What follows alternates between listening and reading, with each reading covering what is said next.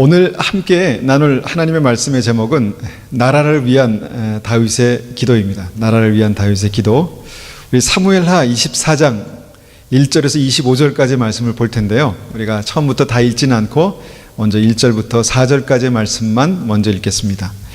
사무엘하 24장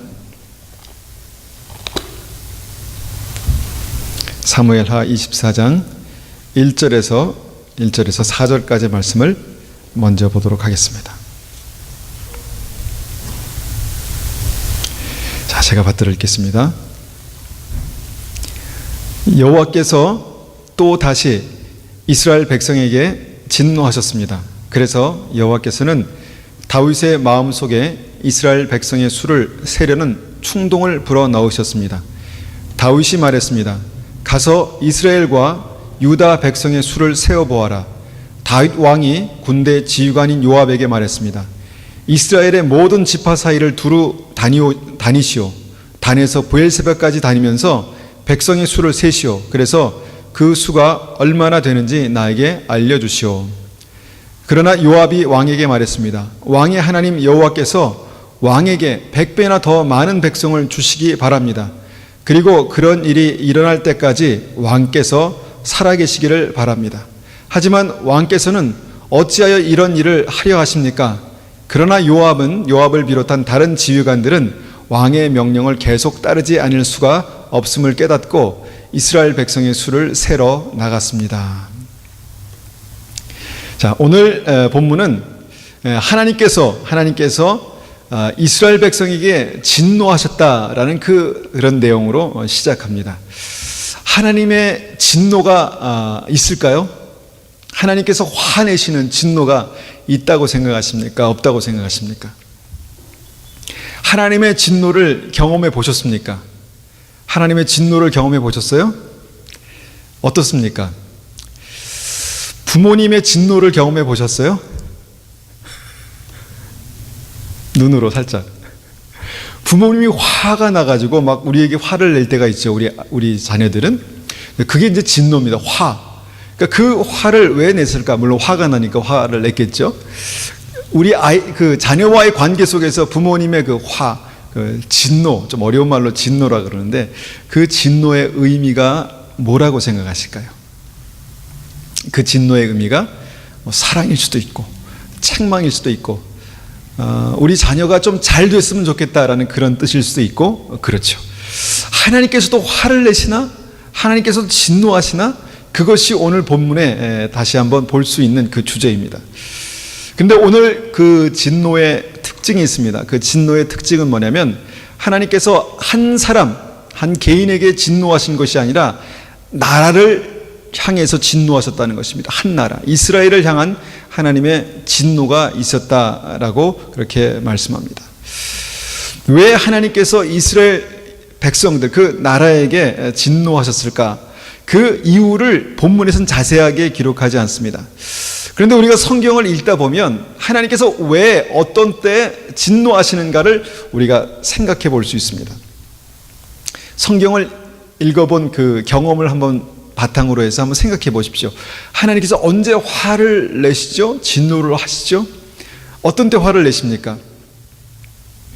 저는 이 이유를 한번 세 가지 정도로 생각해 볼 수 있다고 생각합니다. 그것이 뭐냐면 처음 우리가 생각해 볼 수 있는 것은 뭐냐면 이스라엘 백성의 불신앙. 광야에서 이스라엘 백성들이 어떠한 일을 행했을 때 불신앙 믿음이 없는 그런 행위를 행했을 때 하나님께서 이스라엘 백성들에게 그렇게 진노하셨죠. 이스라엘 백성들이 진노하셨습니다. 또 어떤 때 그런 일이 있었나 보니까 그 구약에 반복되는 백성들의 죄 가운데 아주 특별한 죄가 있는데 그것이 뭐냐면 우상 숭배의 죄입니다. 우상 숭배가 일어날 때 하나님께서 이스라엘 백성에게 진노를 하셨다는 것입니다. 그 다음에 또 우리가 생각해 볼 수 있는 게 뭐가 있을까요? 그 도덕적인 타락, 그 문화 자체가 도덕적으로 심하게 타락했을 때 하나님께서 분노하셨습니다. 그 대표적인 예가 소돔과 고모라 사건이고 또 그 대표적인 예가 노아의 홍수 사건을 생각해 볼 수 있죠. 하나님은 이렇게 한 개인뿐만 아니라 이 나라 민족에게 진노하시는 그런 하나님이시다라고 우리가 이 말씀을 통해서 생각해 볼 수 있습니다. 그런데 보니까 이 시대의 그 크리스찬들은 이 하나님의 진노에 대해서 별 관심이 없습니다. 별 관심이 없다는 것은 여러 가지로 우리가 이해할 수 있겠지만 별 이해함이 없습니다. 하나님께서 이런 상황 가운데 진노하실 것이다. 또 이런 어떤 것이 하나님의 진노다라는 그런 이해가 별로 없습니다. 왜 그럴까? 왜 그렇다고 생각하십니까? 혹시 하나님의 진노에 대해서 깊이 묵상해 보셨습니까? 하나님께서 엄청난 그런 진노를 쏟아 부으실 때 우리가 감당을 할 수 없는 어떤 그런 일들이, 물론 이스라엘 백성 그들이 진노 가운데 다 망하진 않았습니다. 그러니까 다 그 진노 가운데 다 죽지는 않았지만 그런 진노가 성경에 분명히 나오고 있다라는 것을 우리가 생각해 볼 수 있습니다. 많은 크리스찬들이 왜 이 진노에 별 관심이 없는가? 그것은 한번 이렇게 생각해 볼 수 있습니다. 나 한 사람이 어떻게 한다고 해서 뭐가 달라질까? 이렇게 생각한다는 것입니다. 하나님께서 만약에 이 시대에, 이 민족의, 이 나라에게 하나님께서 진노하신다면 나 한 사람이 뭘 해서 뾰족하게 달라질 수가 있을까라고 생각하기 때문에 관심을 뚝 끊습니다. 하나님의 진노, 어떤 하나님의 어떤 이 시대를 보면서 하나님의 느낌, 여기에 대해서 별 그렇게 큰 관심을 기울이지 못합니다. 그냥 나의 신앙, 나의 가정, 내 삶 속에 하나님의 진노만 없으면 됐지라고 생각하기 때문입니다. 성경을 보면은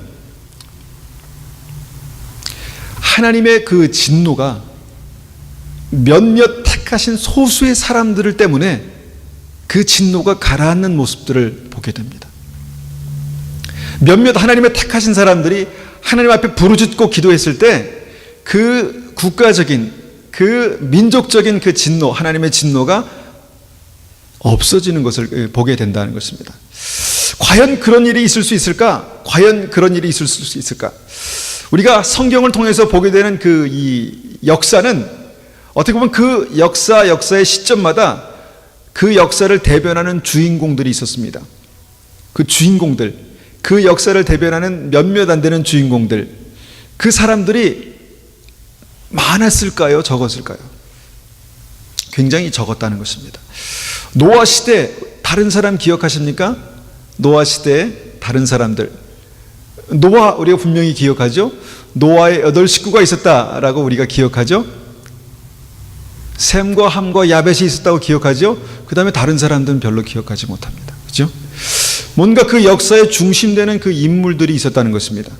아브라함도 그랬고, 모세 때도 그랬고, 다윗의 때도 그랬고, 요셉의 때도 그랬고, 많은 사람들이 있지만 그 역사의 중심에 서 있는 그 소수의 몇 사람들이 있었다라는 것을 우리가 보게 됩니다. 신약 때에도 마찬가지입니다. 예수님께서 12제자를 세웠습니다. 수많은 사람들 가운데 12사람을 세워서 주님께서 이 온 세계에 복음을 전하는 그 일들을 하셨습니다. 사도 바울 때는 어떻습니까? 성경에 많은 사람들이 있지만 사도 바울 한 사람의 그 삶의 스토리에 모든 성경이 관심을 집중하고 있다라는 것입니다. 그래서 이것을 통해서 우리가 보게 되는 것은 뭐냐면 하나님의 거대한 역사는 영향력 있는 많은 사람들의 모임, 그 집단을 통해서가 아니라 소수의 하나님의 사람들을 통해서 만들어져 간다라는 것을 보게 됩니다. 과거에도 그랬고 지금도 그럴까요? 지금도 그럴까요? 우리가 하나님의 역사, 성경의 역사는 우리가 재두드려도 우리 한국의 역사만 봐도 우리가 한국의 위인들 있죠. 그 시기마다 그때마다 그 한 사람의 영향력이 시대의 영향력을 완전히 바꿔놓은 어떤 그런 사례들이 굉장히 많습니다. 그런데 하나님의 역사 가운데는 특별히 그런 일들이 많다라는 것입니다. 오늘 본문에는 이렇게 시작합니다. 여호와께서 또다시 이스라엘 백성에게 진노하셨습니다. 하나님께서 그렇게 진노를 나타내셨다라는 것입니다. 그런데 그 진노 때문에 어떤 일이 일어나냐면, 그래서 여호와께서는 다윗의 마음속에 이스라엘 백성의 수를 세려는 충동을 불어넣으셨습니다 라고 그렇게 말씀하고 있습니다. 자, 성경을 깊이 이해하고 또 읽는 성경을 좋아하시는 분들에게 한번 여쭤봅니다. 하나님께서 이스라엘 백성의 진노로 말미암아서 지금 화가 나셨는데 다윗에게 그 어떤 이스라엘 백성들의 숫자를 세려는 충동을 불어넣으셨다라는 것이 어떤 의미일까요? 어떤 상황일까요? 하나님께서 진노 가운데 그렇게 하셨다라는 것입니다. 그럼 먼저 우리가 이것을 이해하기 위해서 하나님의 이스라엘 백성에 대한 진노로 말미암아 다윗의 마음속에 이스라엘 백성의 수를 세려는 충동을 불어넣으셨다라고 말한 그 하나님께서 이스라엘 백성을 다윗에게 이스라엘 백성의 수를 세려는 그 충동이 잘못됐을까? 뭐가 잘못됐을까를 한번 생각해 봅니다. 당시에 이 다윗의 명령을 들은 신하들이 모두 말렸습니다. 하나님께서 이미 하나님께서 축복하셨고 하나님께서 더 많은 백성을 왕에게 주실 것입니다. 왜 그런데 이 일을 하려 하십니까? 라고 그렇게 만류했지만 다윗이 워낙 강력하게 이것을 강행했기 때문에 신하들이 따를 수밖에 없었습니다. 그래서 9개월하고 20일 동안 온 나라가 이 다윗이 명령한 그 인구조사에 임했다라고 그렇게 말합니다. 그리고 9절과 10절에 이렇게 보고합니다. 9절 10절 한번 보겠습니다. 사무엘하 24장 9절 10절 506페이지 구약 506페이지 제가 9절 10절을 읽어보겠습니다. 요압이 백성들의 수를 왕에게 말했습니다. 이스라엘에는 칼을 쓸 수 있는 사람이 모두 80만 명이었고 유다에는 50만 명이 있었습니다. 인구조사가 끝나자 다윗은 자기가 잘못됐다는 생각이 들었습니다. 다윗이 여호와께 말씀드렸습니다. 제가 큰 죄를 지었습니다. 여호와여 제발 저의 죄를 용서해 주십시오. 제가 너무나 바보 같은 일을 했습니다. 다윗의 인구조사가 왜 문제가 됐을까요? 먼저 그 신하들이 알았고 그 다음에 다윗이 깨달았습니다. 이거 하나님 앞에 큰 죄를 지었구나라는 것을 깨달았다라는 것입니다. 근데 왜 이것이 문제가 됐을까? 지금 인구조사 하지 않습니까? 인구조사 많이 하죠. 센서스 해가지고 이제 인구조사를 하는데, 근데 그 인구조사를 하는 이유가 뭘까요? 지금 인구조사를 하는 이유가 뭘까요? 저도 잘 모르겠습니다. 그건가요? 예, 저도 잘 모르겠습니다. 그런데 인구조사를 하면서 현재 우리나라의 예를 들어서 남녀 비율이 어떻게 되는가, 세금을 낼 수 있는 그 생산 활동을 할 수 있는 그 연령이 얼마나 되는가, 어린아이들이 얼마나 되는가, 이걸 통해서 이제 나라의 그 미래를 생각하게 되죠. 그런데 이 당시에 이제 그 다윗이 인구조사를 했던 목적이 무엇인가를 보니까 그 인구조사의 결과에서 우리가 볼 수 있습니다. 그 목적이 뭔가를 9절에 보니까 이스라엘에 칼 쓸 수 있는 사람 모두 80만 명이 있었고 유다에는 50만 명. 그러니까 그 이스라엘과 유다가 같은 나라거든요. 같은 나라인데 거기에 80만 명과 50만 명이 있었다 그렇게 고백합니다. 그러니까 뭐냐면 이 인구조사의 목적은 뭐냐면 전쟁에 나갈 수 있는 사람들의 숫자를 센 것입니다. 전쟁에 나갈 수 있는 숫자. 이 당시만 해도 많은 전쟁이 있었죠.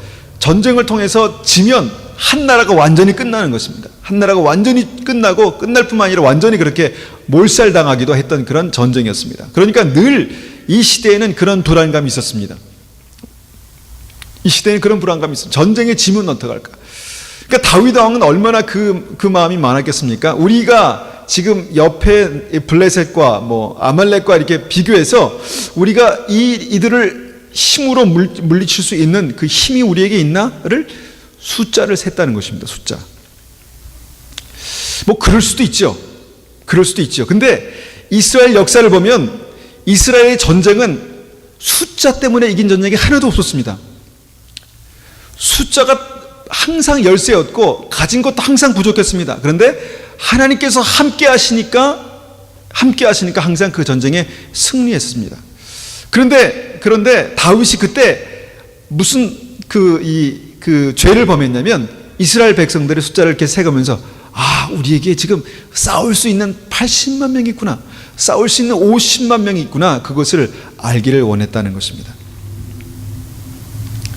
다윗은 이제까지 왕을 하면서 하나님께서 도우실 때 정말 골리앗을 이기고, 하나님께서 도우실 때 정말 그 메뚜기 떼와 같은 그런 블레셋 군대를 물리치는 그런 많은 경험들을 했기 때문에 누구보다도 이것을 잘 알고 있는 사람이었습니다. 그래서 그게 다윗이 빨리 깨달았다는 것입니다. 내가 지금 무슨 잘못을 했는가?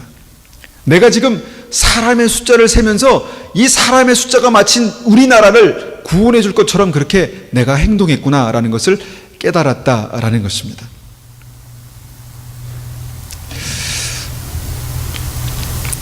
근데 이것이 어떻게 보면은 다윗에게만 있는 특별한 문제라고 생각해 볼 수 있지만, 우리의 삶 가운데서도 항상 우리는 우리가 얼마나 가지고 있는가에 굉장히 민감합니다.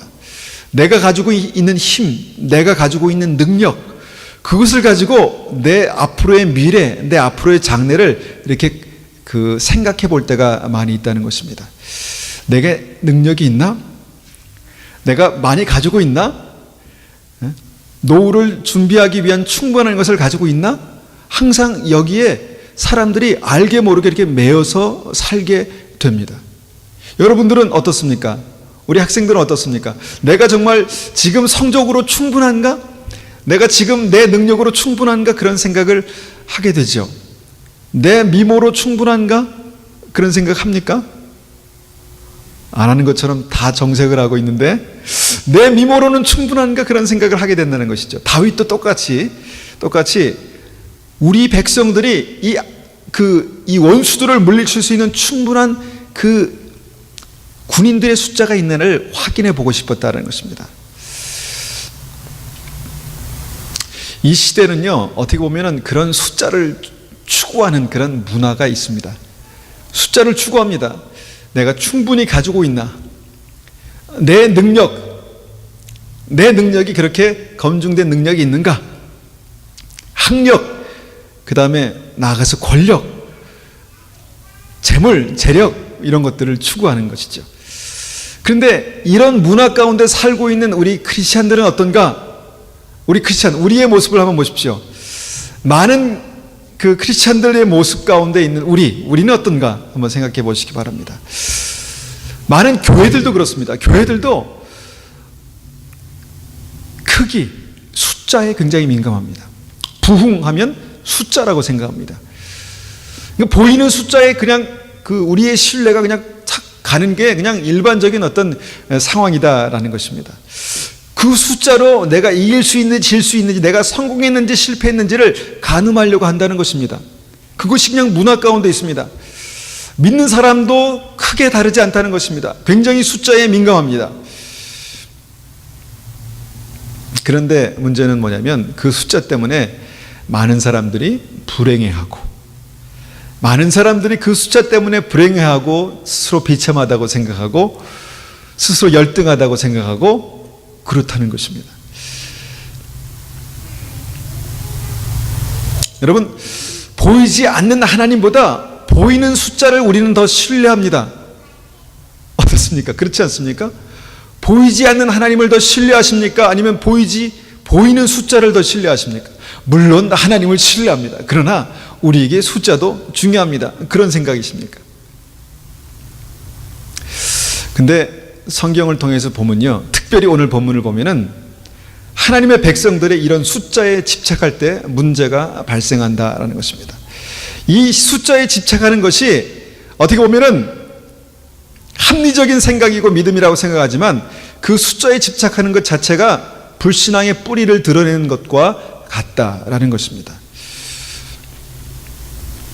하나님의 사람들이 하나님을 믿지 못하면 숫자에 집중하고, 하나님의 교회가 하나님을 믿지 못하면 숫자에 집중하게 되고, 그 다음에 그 다음부터 어떤 문제를 만들어내기 시작한다는 것입니다.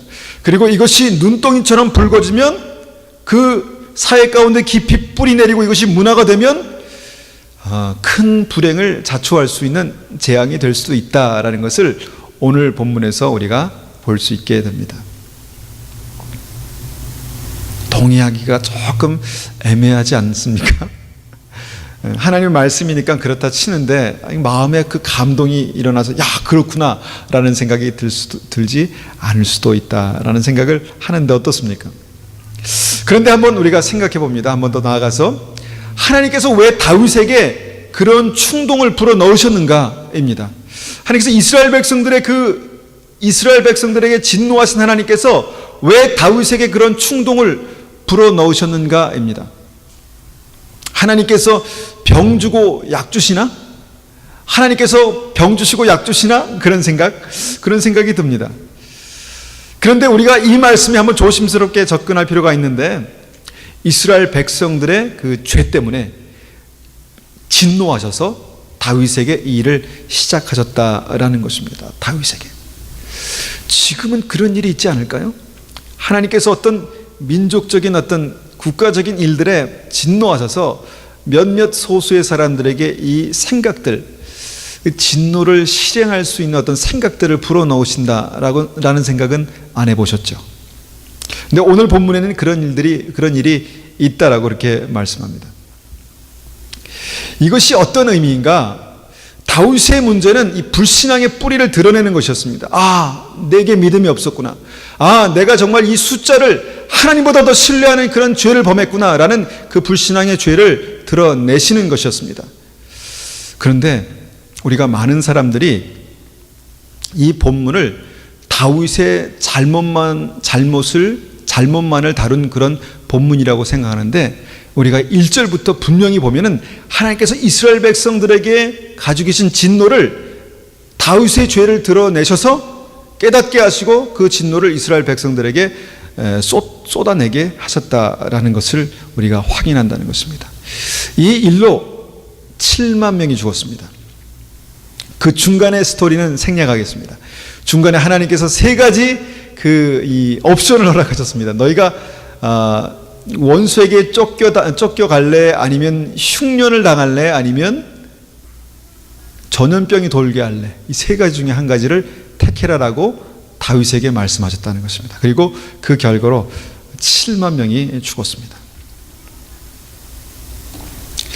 우리가 여기서 한 가지 생각하기 원하는 것은 아까 이제 하나님의 진노가 있을 수 있다. 어떤 때 하나님의 진노가 있는가를 생각해 봤고, 두 번째는 뭐냐면 한 사람의 어떤 실수나 잘못을 통해서 그 진노를, 그 죄를 드러내셨다라는 사실을 보게 됩니다. 여러분 뉴스를 보시나요? 가끔 보시나요? 뉴스를 보시나요? 이 시대의 그 죄악의 모습들이 얼마나 이기적이고 극악합니까? 특별히 우리는 요새 최근에 그런 것들을 보게 됩니다. 정말 다 문제구나, 다 썩었구나. 정말 이거 도저히 이해할 수 없는 이 사람들의 이 행동들. 오늘 아침에 저는 이제 어떤 이 짤막한 기사를 보면서 20대 아들이 그 어머니와 동생을 무참하게 살해했다는 그런 기사를 봤습니다. 그 이유는 뭐냐면 자기를 지속적으로 화나게 했다는 것입니다. 어머니와 동생이 자기를 지속적으로 화나게 하고 무시하고 그렇게 해서 그런 범행을 저질렀다, 그렇게 말합니다. 이런 기사를 보면서 우리는 죽일 놈, 천하의 죽일 놈, 그렇게 말하죠. 그런데 한번 생각해 보십시오. 이런 사건이 그 세태에 자녀들이 부모들에 대한 태도를 보여준다고 생각하지 않습니까? 이 사건 하나가 그 세대의 사고방식과 생활 양식과 문제를 그렇게 드러내고 있다고 생각해 보시지 않으셨습니까? 저는 이 시대에 이런 이 범죄가 이 사람 한 사람만의 문제라고 생각하지 않습니다. 이것이 문화가 되어버렸습니다. 이것이 보편적인 사고방식이 되었습니다. 분노를 참지 못하는 세대가 되었습니다. 그 분노를 참지 못해서 그냥 욱하는 것이 그냥 우리의 삶 속에 여기저기서 터져 나오는, 그래서 그 사람들이 통해서 저런 인간들이 있을 수 있어, 저런 것들은 싹 없애버려야 돼 라고 그렇게 생각할 수 있는 그런 일들이 그렇게 여기저기서 터져 나오고 있습니다. 그런데 우리 크리스찬들이 한 가지 생각해야 될 것은 뭐냐면, 그것은 병든 몸에서 여기가 골맞는데 그것이 여기만 문제가 있는 게 아니라 어떤 병든 몸에 어떤 그 현상으로 탁 터져 나오는 것이라고 우리가 생각할 수 있다라는 것입니다.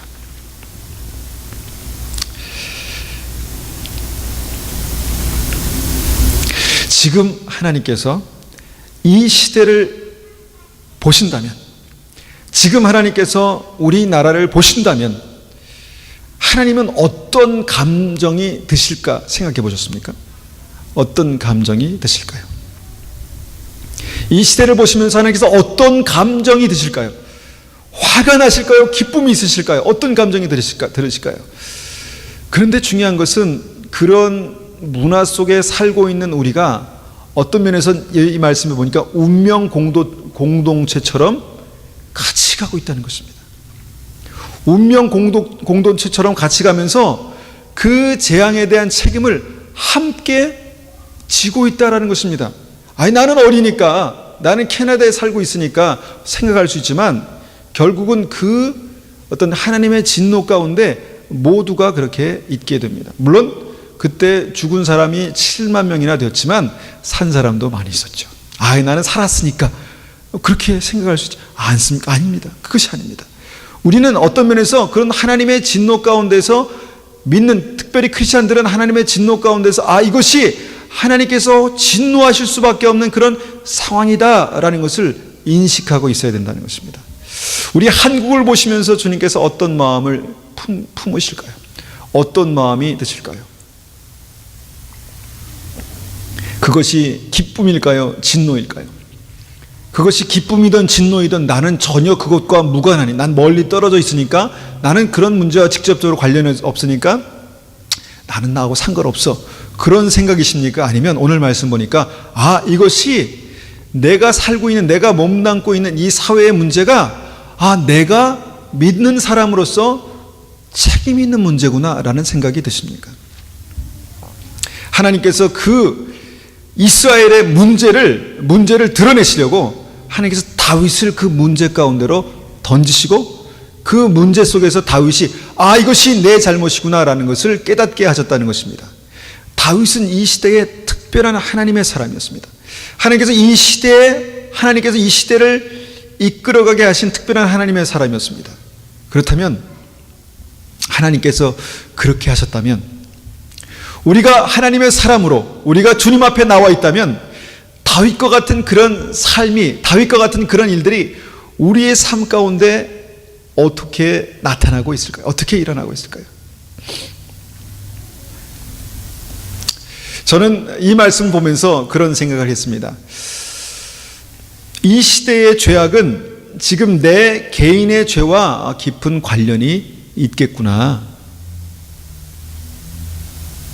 저는 그런 생각이 있습니다. 지금 이 죄의 문화 속에 살고 있는 나의 사고방식, 나의 생활습관, 이런 모든 것들이 이 죄의, 이 땅에 있는 그 죄와 전혀 무관하지 않고 관련이 있겠구나라는 것을 생각해 봤습니다. 여러분, 죄의 뿌리는 무엇인가 하면 죄의 뿌리는 극단적인 이기주의입니다. 극단적인 이기주의입니다. 자기만 생각하고 자기만 아는 것입니다. 그리고 이 시대의 모습이 어떻게 흘러가고 있냐면 그런 극단적인 이기적인 모습으로 흘러가고 있습니다. 그리고 이 시대에서 몸담고 있는, 이 시대에 몸담고 있는 우리의 삶도 이기적인 어떤 그런 삶들, 생각들이 있다라는 것입니다. 그리고 다윗이 지금 그 어떤 하나님께서 주신 그 생각 때문에 그 죄가 다윗의 삶 가운데 확 드러나 버렸습니다. 이것이 하나님의 그 진노가 이스라엘 가운데 나타났던 그런 패턴이었습니다. 이 일로 다윗은 분명히 하나님 앞에 회개했습니다. 주님, 용서하여 주십시오. 제가 죄를 졌습니다. 주님, 제가 죄를 졌습니다. 그렇게 고백했습니다. 그런데 우리가 또 한 가지 우리가 생각해 볼 것은 뭐냐면, 다윗이 회개해도, 그 죄를 회개해도 하나님께서 용서하신 이후에 용서하셔도 그가 그 죄의 재앙을 받았다라는 것을 성경을 통해서 보게 됩니다. 여러분, 다윗이 밧세바 사건으로 말미암아서 깊이 하나님 앞에 회개했습니다. 시편 6편 말씀에 정말 눈물을 뿌리고 밤마다 기도했다 그렇게 말하고 있습니다.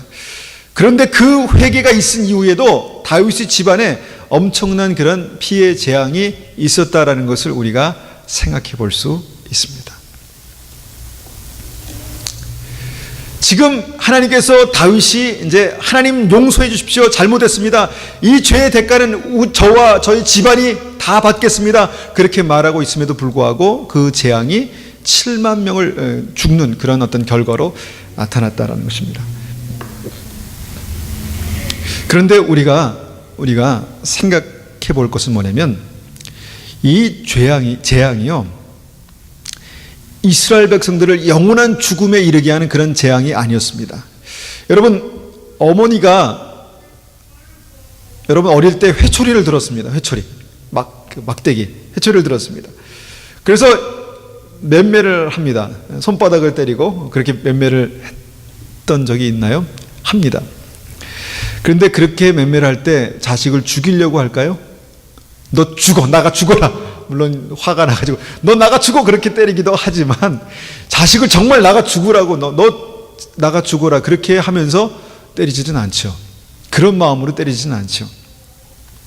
그 회초리는요, 죽으라고 때리는 회초리가 아니라 자식을 고치고 바로 세우고 정말 하나님의 사람으로 훌륭한 사람으로 세우기 위해서 그렇게 하는 것이죠.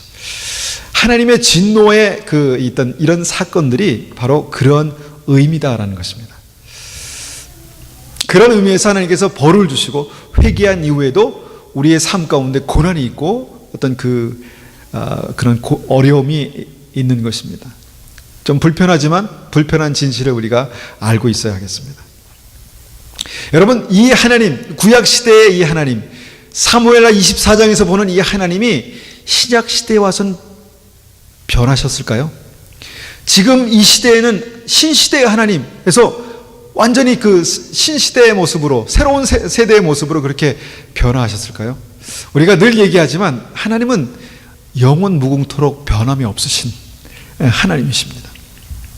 과거에도 그랬고 현재도 그렇고 앞으로도 그럴 것입니다. 그렇다면 우리가 이 말씀을 통해서 하나님이 어떠한 분이신가를 우리가 이해하는 것이 우리의 인생길에서 우리가 보이지 않는 것을 보고 우리의 삶 가운데 어려운 장애물을 넘어갈 수 있는 그 지혜가 우리에게 임할 것입니다. 물론 우리에게는 보혈의 능력이 있고 성령의 내주하심의 특별한 은총이 있습니다. 보혈의 은혜가 우리의 모든 죄를 사하고 성령의 내주하심이 하나님의 성령께서 우리를 인도하시는 특별한 은혜가 있습니다. 그렇다고 해서 하나님이 죄에 대한 기본적인 태도나 하나님이 죄에 대한 그런 분노나 그 분노를 쏟으시는 하나님의 원칙들이 변한 것은 아니다라는 것입니다. 본문에서 보는 그 하나님의 생각, 반응, 진노는 어느 시대나 똑같다라고 볼 수가 있습니다. 왜 그렇게 확신하는가 하면 우리가 요한계시록을 보면 하나님의 진노를 똑바로 보게 됩니다. 요한계시록 말씀 보면은 하나님께서 앞으로 올 세대에 어떤 진노를 쏟으실 것인가에 대한 어떤 그 내용들을 똑바로 보게 된다는 것입니다. 여러분, 이것을 우리가 보면 우리에게 어떤 유익이 있을 거라고 생각하십니까? 이것을 보면 내 삶 가운데 있는 죄로 하나님 내 삶 가운데 있는 죄를 모두 다 용서하셨습니다. 감사합니다. 그러고 나서 끝인가? 아니라는 것입니다. 그 죄로 말미암아 다시는 그 죄의 길에 서지 않도록 주님께서 우리를 다루시고 우리를 회복하시고 우리를 때리시고 치유하시는 일들이 반드시 있다는 것입니다. 그것을 이해하는 사람들은 하나님의 사람들이 가졌던 그 마음들, 하나님을 두렵고 떨림으로 섬기고 주님을 사랑함으로 기뻐함으로 그 앞에서 춤출 수 있습니다. 주님을 사랑함으로 기뻐함으로 두려움으로 춤출 수 있습니다. 다윗이 그랬다고 그러죠. 기쁨으로 떨며 즐거워했다 그렇게 말하고 있습니다. 여러분, 이것이 하나님 앞에 온전한 믿음의 모습입니다. 이 시대 기독교인들은요, 죄에 대해서 지나치게 너그러워졌습니다. 특별히 자신의 죄에 대해서는 지나치게 너그러워졌습니다. 자신의 죄에 대해서는 다 하나님께서 용서하셨지, 다 하나님께서 용서하셨지. 지금 문제가 되는 그 구원파의 그 절대적으로 잘못된 교리가 그것입니다. 과거와 현재와 미래의 죄까지 다 용서하셨으니까 우리는 그것에 대해서 자유하다는 것입니다. 자유하다는 것입니다. 지나치게 자기 자신에 대해서 관대해지고 너그러워졌습니다. 이것이 현대 기독교가 가지고 있는 특별한 속임입니다. 잘못된 생각입니다. 우리는 자신의 죄에 대해서 하나님 앞에 더 엄격해질 수 있어야 합니다. 다른 사람의 문제가 아니라 내 잘못에 대해서 다른 사람의 눈에 티를 뽑으려고만 하지 말고 내 눈 속에 있는 기둥을 뽑으라고 주님께서 말씀하셨습니다. 그 말씀을 가지고 주님 앞에 서는 것이 하나님의 사람들의 바른 태도다라는 것입니다. 그 마음을 가지고 있어야 우리는 온전한 회개를 할 수 있습니다. 여러분, 그러면 우리의 문제는 무엇입니까? 지금 여러 가지 사건들을 보면서 저 사람은 정말 저런 인간 쓰레기 같은 것들은 죽어야 돼. 아니면 벌을 받아도 마땅해. 싹 없어져야 돼. 그런데 그런 어떤 죄가 일어나게 된 동기들, 원인들이 우리의 삶 가운데 있다고 생각하지 않으십니까? 저는 보니까 저의 삶 가운데 그런 동기들, 그런 뿌리들이 있더라고요. 그 죄를 통감하여서 다윗이 그렇게 고백했답니다. 제가 큰 죄를 지었습니다. 여호와여, 제발 저의 죄를 용서해 주십시오. 제가 너무나 바보 같은 일을 저질렀습니다. 여러분, 이것이 하나님의 사람입니다. 이것이 다윗을 하나님께서 끝까지 붙드시고 내 마음에 합한 자라고 말씀하시는 이유입니다. 17절에 또 이렇게 말합니다. 다윗이 백성들을 친 천사를 보고 여호와께 말씀드렸습니다. 제가 죄를 지었습니다. 제가 잘못했습니다. 하지만 이 백성들은 양처럼 저를 따르기만 했습니다. 그들은 아무 잘못이 없습니다. 저와 제 아버지의 집안만 벌해 주십시오 라고 그렇게 말했다는 것입니다. 다윗은 지금 자신의 죄에만 그렇게 집중하고 있습니다. 근데 주님께서 이 일을 왜 시작하셨냐면 그 시대에 편만한, 그 시대에 아주 꽉 차 있는 그 이스라엘 백성들의 죄 때문에 이 일을 시작하셨다는 것입니다. 그런데 그 앞에 지금 서 있는 다윗의 태도가 무엇이냐면 내 죄에 집중하고 있다는 것입니다. 내 잘못, 하나님 이것은 내 잘못입니다. 내가 죽일 놈입니다. 주님, 저 백성을 멸하지 마시고 주님 나를 멸해 주십시오 라고 그렇게 말했다는 것입니다. 우리는 이 시대에는 어떻게 보면 저 사람 잘못입니다, 저 사람 문제입니다, 저 인간이 쓰레기입니다 라고 하는 것에 굉장히 익숙해져 있지, 내가 문제입니다, 내 잘못입니다, 하나님 내가 벌을 받아야 합니다 라고 하는 것에 대해서는 굉장히 인색합니다. 모릅니다. 그런데 다윗이 전심으로 회개하고 그렇게 하나님 앞에 나아갔을 때 하나님께서 그 이스라엘의 진노를 멈추셨다는 것입니다. 25절입니다. 25절 이렇게 말씀합니다. 그리고 나서 다윗은 온전한 번제와 화목제를 드렸습니다. 그러자 여호와께서 나라를 위한 다윗의 기도를 들어주셔서 이스라엘에 내렸던 재앙을 멈추셨습니다. 다윗의 그 회개로 말미암아 이스라엘에게 내렸던 재앙, 하나님께서 원래 이스라엘 가운데 있는 그 죄를 보고 진노하셨는데 그 죄에 대한, 그 진노에 대한 그 모든 재앙을 주님께서 거두셨다라는 것입니다. 다윗 한 사람의 회개가 온 나라의 재앙을 멈추게 했다라는 것입니다. 여러분, 이것이 믿음의 사람들의 권세입니다. 이것이 하나님의 사람들의 능력입니다. 우리가 온 나라까지는 가지 않더라도 그냥 내가 사는 곳, 내 가정, 내 가게, 내 친구들, 여러분 이 가운데 하나님께서 찾으시는 하나님의 사람들이 있습니다. 저 사람이 문제야, 제가 문제야, 저 사람 때문에 내가 이렇게, 이게 아니라 하나님, 내가 주님 앞에 범죄했습니다. 내가 하나님 이 이기적인 마음을 주님 용서해 주십시오 라고 주님 앞에 나아갈 때 그 사람 때문에 하나님께서 그 가게를, 그 사람 때문에 교회를, 그 사람 때문에 그 공동체를 주님께서 새롭게 회복하신다는 것입니다.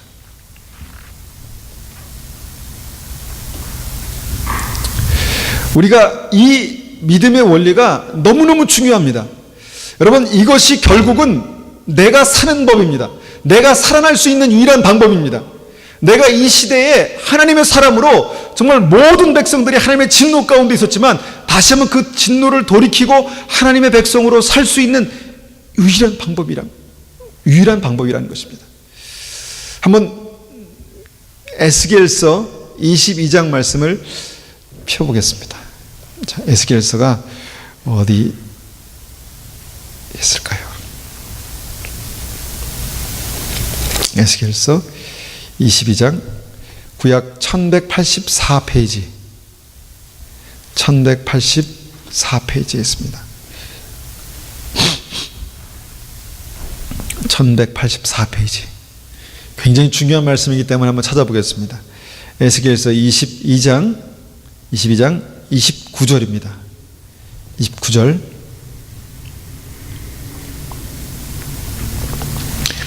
제가 한번 읽어보겠습니다.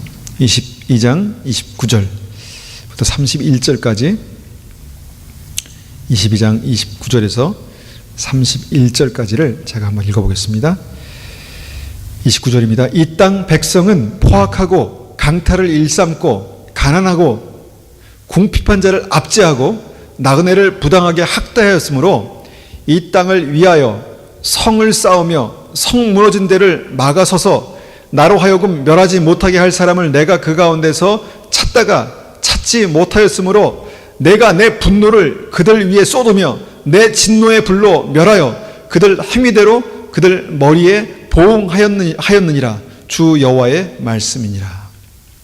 자, 이 세 절의 말씀 가운데 있는 핵심이 뭐냐면 하나님께서 진노하셨다는 것입니다. 그 진노가 정말 그 진노를 쏟아내서 정말 그 재앙으로 온 땅을 덮어버리고 싶을 정도의 어떤 진노가 있었다는 것입니다. 왜냐하면 이스라엘 백성이 포악하고 강탈을 일삼고 궁핍한 자를 압제하고 나그네를 부당하게 학대하는 그런 아주 극단적인 이기적인 어떤 그런 죄 가운데 있었다는 것입니다. 아주 포악하고 강탈을 일삼는 그런 죄가 있었다는 것입니다. 그래서 하나님께서 무척 진노하셨다는 것입니다. 무척 진노하고 계십니다. 그 진노의 불로 그들의 행위대로 다 보응하겠다. 행위대로 다 쏟아내겠다. 그렇게 말씀하셨다는 것입니다. 근데 여기에 중요한 포인트가 있습니다. 중요한 말씀이 있습니다. 그것은 뭐냐면 그 전에 그 진노를 쏟으시기 전에 하나님께서 그 무너진 데를 막아서서 하나님께서 멸하시지 못하도록 회개하며 중보할 사람을 찾으신다라고 말씀하십니다. 하나님께서 그 시대에, 그 악한 시대에 하나님의 진노가 가득 차서 정말 이제나 저제나 하나님께서 쏟으시기 직전의 그 상황에서 하나님께서 급하게 하시는 일이 뭐냐면 하나님께 그 이스라엘 백성들의 죄를 가지고 주님 앞에 나와서 기도할 수 있는 사람, 그 성 무너진 데를 막아서서 주님 제발 용서해 주십시오 라고 그렇게 기도할 사람들을 찾는다라고 그렇게 말씀하십니다. 하나님은 이런 분이십니다. 하나님의 진노도 실제고 하나님의 진노가 임하는 것도 실제입니다. 그리고 그것이 우리가 어떻게 할 수 없는 어떤 그런 차원의 어떤 진노일 것입니다. 그러나 우리가 말씀을 통해서 보기 원하는 것은 뭐냐면 깨어있는 한 사람을 통해서 한 민족과 한 나라도 변화시킬 수 있는 분이 하나님이시라는 것입니다. 그 시대를 안고 기도할 수 있는 사람. 무슨 시대까지, 난 지금 내 앞에 떨어진 발등에 불 하나 끄기도 어려운데, 그런 생각을 많은 사람들이 할 수 있지 않습니까? 알 수 있지 않습니까? 그러나 하나님께서는 지금도 그 사람을 찾고 계십니다. 주 예수를 믿으라. 우리가 한 사람이 주 예수를 믿으라. 그러면 너와 내 집이 구원을 얻겠다. 한 사람이 깨어있는 한 사람으로 말미암아 그 가게에 구원이 임하겠다는 것입니다. 하나님께서 지금도 모든 사람이 어떠할지라도 지금도 깨어있는 한 사람, 하나님 앞에 깨어있을 수 있는 한 사람을 주님께서 찾고 계신다는 것입니다. 내가 그 사람인가? 에이, 설마 아니지, 나는 지금 믿은 지 얼마 안 됐고 나는 아직 어린데. 그렇지 않습니다. 여러분, 사무엘이 아주 어렸을 때, 그 시대는 엘리라는 아주 큰 제사장이 있었고 그 가게에 많은 제사장들이 있었지만 그 시대에 하나님께서 사무엘이라는 어린 그 꼬마에게, 어린 아이에게 말씀하셨습니다. 찾아오셨습니다. 하나님은 한 사람 한 사람을 부르십니다. 우리 가정에서 우리가 한 사람입니다. 그 한 사람입니다. 우리 교회에서 그 사람이 한 사람입니다. 그리고 지금 우리가 정말 그 세월호 사건을 통해서 얼마나 가슴 아픈 일을 많이 봅니까? 근데 그 사건이 이 사람도 문제, 저 사람도 문제투성입니다. 그런데 여러분, 그 사람들 가운데 이것이 나의 문제구나라고 깨닫는 사람들이 얼마나 있을까 생각해 봅니다. 이것이 나의 문제구나. 다른 데서 이 문제를 원인을 찾을 게 아니라 이것이 나의 문제구나라고 하는 사람, 정말 그런, 어떻게 보면 제정신이 아닌 것 같죠. 이것이 어떻게 그 사람의 문제인가. 그렇지만 내 삶의 어떤 그 중심으로 들어와 보면 내 삶에도 그런 이기적인 생각들이 있고, 내가 그 이기적인 생각들로 나만 생각하고 그렇게 하나님 행동할 때가 있는데, 이것이 바로 나의 문제였구나 라고 생각하는 그 사람을 주님께서 찾으신다라고 생각하시면 여러분, 어떻게 하나님 앞에 나갈 수 있겠습니까? 저는 이번에 제가 계속해서 뉴스를 보면서 한 가지 참 깨닫는 것이 있는데, 제가 이번에 이제 세월호 사건에 대한 뉴스를 보면서 이제 사람들이 이제 거리로 나와서 이런 문구를 들고 그 거리로 나왔습니다. 가만히 있지 않겠습니다. 가만히 있지 않겠습니다. 자, 이 말이 무슨 의미일까를 여러분 한번 생각해 보세요. 가만히 있지 않겠습니다. 내가 이것을 참지 않겠다. 내가 이것을 좌시하지 않겠다. 보고만 있지 않겠다라는 그런 울분, 그 아쉬운 감정, 이것들이 막 응축돼 가지고 내가 가만히 있지 않겠습니다. 내가 가만히 보고만 있지 않겠습니다. 라는 그런 피켓을 들고 거리로 나왔다는 것입니다. 그런데 저는 그 말이 이렇게 들렸습니다. 내가 가만히 있지 않겠다. 하나님께서 만약에 우리에게 내가 가만히 있지 않겠다. 내가 가만히 있지 않겠다. 이것이 한 사람의 문제가 아니라 전 사람들의 문제라면, 이것이 문화라면, 이것이 우리가 몸담고 있는 이 사회의 어떤 그 삶의 패턴이라면, 만약에 하나님께서 내가 가만히 있지 않겠다라는 그 마음을 하나님께서 품으신다면 어떨까? 그런 생각을 해봤습니다. 그러면서 제 마음을 쓸어내렸습니다. 그렇구나. 하나님께서 충분히 이 모든 상황을 보면서 내가 가만히 있지 않겠다라고 말씀하실 수 있는 충분한 상황들이 지금 벌어지고 있다는 것입니다. 지금 사회 곳곳에서 나타나고 있다는 것입니다. 나는 거기에 그 사건에 직접적으로 관련되어 있지 않기 때문에 나는 문제가 없지 라고 생각할 수 있겠지만, 그의 삶의 그 뿌리를 보면은 그 뿌리와 이 뿌리가 별로 그렇게 다르지 않는 그런 뿌리들이 있다라는 것입니다. 하나님께서 다윗에게 그 충동적인 마음을 주셔서 자기가 그 백성들의 숫자를 세가지고 그 불신앙이 확 하나님 앞에 드러나서, 주님, 내가 죽일 놈입니다. 나를 죽여주십시오. 그렇게 하나님 앞에 나갔던 것처럼, 우리가 만약에 하나님, 제가 하나님 앞에 너무도 저만 생각하고 다른 사람을 생각하지 못하는, 다른 사람을 중보하고 기도하지 못한, 늘 내 문제, 내 삶, 내 생활 여기에만 집착하고 다른 사람을 전혀 돌아보지 못했던 그런 마음이 있다면, 주님, 저를 용서해 주십시오 라고 혹시나 우리가 우리의 잘못을 가지고 주님 앞에 나아가기 시작한다면, 그 사람을 통해서 하나님께서 우리 가정을 고치실 것입니다.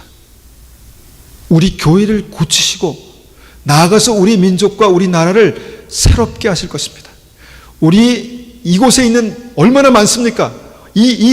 이분들이 정말 하나님 앞에 깨어서 기도하기 시작한다면 그곳에서부터 하나님의 놀라운 역사가 일어나기 시작할 것이다 라는 것입니다. 여러분, 우리가 분명히 이 많은 사람들의 말들, 가만히 있지 않겠습니다 라는 그 말들을 우리는 분명히 새겨들어야 합니다. 그렇지만 그 말과 동시에 내가 가만히 있지 않겠다라는 하나님의 음성도 들어야 합니다. 그리고 이 시대에 내가 가만히 있지 말아야 합니다. 내가 그냥 숨죽이고 조용히 그냥 묻어가지 말아야, 가만히 있지 말아야 합니다. 그러면 어떻게 합니까? 피켓을 들고 밖으로 같이 나갑니까? 아닙니다. 다윗의 태도를 가지고 다윗의 기도를 드려야 합니다. 왜냐하면 지금 일어난 이 사건들, 이 아픔들은 우리 민족, 내 나라에서 일어난 일이기 때문에 이것이 나와 별개의 것이 아니라는 것입니다. 나는 그냥 잘 살고 있기 때문에, 나는 아무 문제가 없기 때문에 나는 괜찮아, 아니라는 것입니다. 여러분, 가만히 앉아 있으면 안 됩니다. 여러분, 얼마나 깊이 하나님 앞에 기도하고 나아갈 수 있을까? 한번 그 믿음을 가지고 한번 기도해 보십시오. 여러분, 다윗이 자기 마음을 찢고 주님 앞에 나갔을 때 그 나라의 그 재앙을 주님께서 거두신 것처럼, 우리가 그 믿음을 가지고, 우리가 연약하고 어리고 혹시나 내 믿음이 아직도 그렇게 온전치 못하다 할지라도 그 믿음을 가지고 하나님 앞에 나가면 하나님께서 내 인생은 물론이고 내 삶과 관련된 모든 가정과 이 가게와 이 교회와 이 공동체를 변화시키실 것입니다. 하나님 앞에 나올 때 우리는 사실 하나님 앞에, 주님, 나는 이런 부족한 사람입니다 라고 얘기할 수밖에 없는 그런 죄들을 내가 알고 있습니다. 저도 그렇고 우리 모두가 그런 죄 가운데 우리가 있습니다. 그러면 그것을 붙들고 주님 앞에 나아가기 시작한다면 그때 우리의 삶 가운데 어떤 중요한 역사의 흐름이 바뀔 것입니다. 여러분, 나의 회개는 민족과 나라의 운명도 바꿀 수 있습니다. 만약에 여러분이 아멘 하신다면 여러분은 하나님의 사람입니다. 내 회개가, 내 기도가 내 나라, 내 민족의 장래도 바꿀 수 있다라고 고백할 수 있는 그런 믿음의 사람들이 되시기를 축원합니다. 자, 다시 내 기도가, 내 회개가 내 나라, 내 민족의 장래도 바꿀 수 있다라는 그런 믿음으로 주님 앞에 나아갈 수 있는 분들이 되시기를 축원합니다. 예. 그러면 우리의 삶은 달라질 것입니다. 나의 인생은 달라질 것입니다. 그러나 우리가 가만히 있는다면 그 재앙이 어디로 어떻게 쏟아질지 모릅니다. 왜냐하면 이 시대가 지금 우리가 악한 것을 보지 않습니까? 그리고 우리도 그 시대에 지금 몸담고 살고 있습니다. 하나님의 진노가 그냥 잠자코 있을까요? 하나님께서 이 상황을 보시면서 그래, 잘하고 있구나, 그렇게 생각할까요? 얼마나 화가 나시겠습니까? 우리가 뉴스를 봐도 지금 막 화가 나는데 하나님께서 이 상황을 보시면 얼마나 화가 나시겠습니까? 그러면서 이 화가 나시는 주님께서 지금 내 방망이 어디 있어? 내 몽둥이 어디 있어? 이것을 먼저 찾으시는 게 아니라 나를 위해서 지금 기도할 사람이 지금 어디 있는가? 지금 이 상황을 가지고 기도할 사람이 어디 있는가? 그렇게 찾으신다는 것입니다. 그리고 그 사람을 통해서 우리의 삶은 달라질 것입니다. 이런 은혜가 우리의 삶 가운데 있으시기를 축원합니다. 자, 우리 한번 같이 기도하겠습니다. 하나님, 이 시대에는 너무너무 아픈 일들이 많이 있습니다. 아버지 하나님, 정말 곳곳에서 들려오는 소리, 곳곳에서 들려오는 여러 가지 상황들이 너무너무 주님 악하고 또 하나님 너무너무 잘못되었고, 아버지 하나님, 그런 것들이 너무너무 우리의 심령을, 마음을 상하게 합니다. 하나님, 이 시대의 그 악함이 아버지 하나님, 하나님을 진노하게 한다면 주님께서 말씀하신 그 말씀들이 아버지 하나님, 주님께서 주신 이 말씀대로 주님 일어나지 않을까 걱정이 됩니다. 아버지 하나님, 우리가 다시 한번 온전한 믿음으로 주님 다윗과 같은 기도로 주 앞에 나아갈 수 있도록 도와주십시오. 그렇게 한번 이 시간에 진실한 마음으로 하나님 앞에 그렇게 함께 기도하길 원합니다. 기도하겠습니다.